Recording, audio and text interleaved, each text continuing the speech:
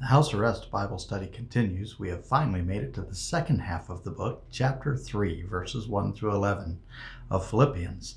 As you follow along, you've been noticing perhaps the thing that we said earlier, that the book shifts from more theological concerns to more practical concerns. Very evident when Paul is talking about personal friends like Timothy and Epaphroditus. Now he shifts his thinking a little bit to think about the church at large and the broader church culture that the Philippians are dealing with.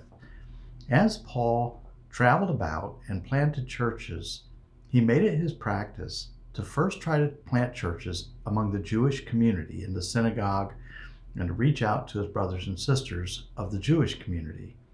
Usually that didn't work out all that well, and he wound up having to leave that community and move into the Gentile communities in the places where he was.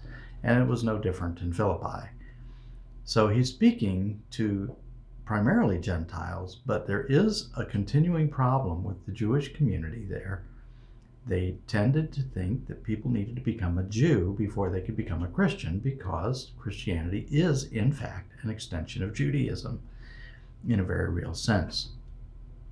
But they took it a little too far. Paul himself had been a Pharisee, and he knew all of the rules, he knew them well, and he knew what the Pharisaical tendencies of the Jewish folks in that community would try to do.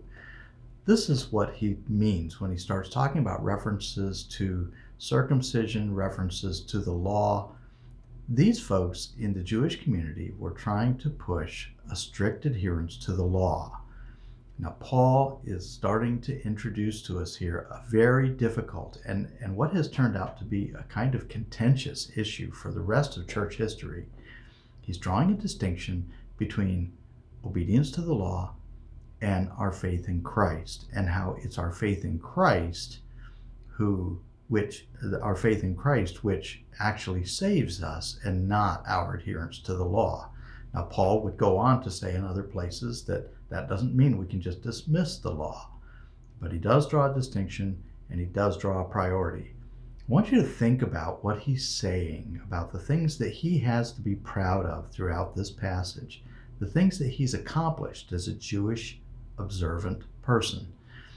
Now, as you think about that, think about what that means for us, especially in the Mennonite church. We've had a tendency in our history to become very legalistic, to start paying close attention to rules and to make sure that everybody else pays close attention to rules too. Ask yourself this: what are the rules that I tend to gravitate to and want to follow in order to assure myself that my faith is active and authentic?